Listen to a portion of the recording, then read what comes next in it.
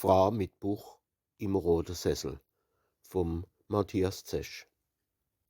Sie is es und sie is es nicht. Da im gemalte Bild an der Museumswand. Mei Frau im roten Sessel und kein Schmuck. Kein Kett verziert ihren Hals im schwarze Kleid. So fett, zu fett. Ihr Hand hebt's auf ne Buch mit'm goldene Hand. Die Frau, mei Frau, sie is es nicht. Und doch, wann die was liest, gibt's nix mehr, was sie sieht.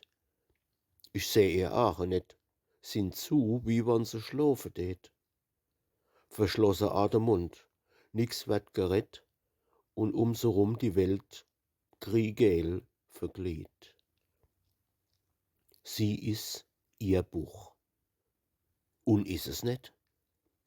Das Schwarz vom Kleid im schwarz gedruckte Tief versenkt, das Weiß vom Schal spiegelt die weiß versteckelte Zeit, wo treibt Gedanke, Bilder, Menschen, weit, weit fort, dorthin, wo bunt die Fantasie die Schicksalsgeschicke lenkt.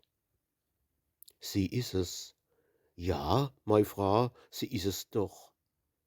Wann Frisur und Mund sind anerscht, a die Nas zu groß, der Sessel net in unsere Stub, die Wand net unser Wand in unserem Haus, und bekannt der Bücherband, ich säße drin, im schöne, übervolle Maß.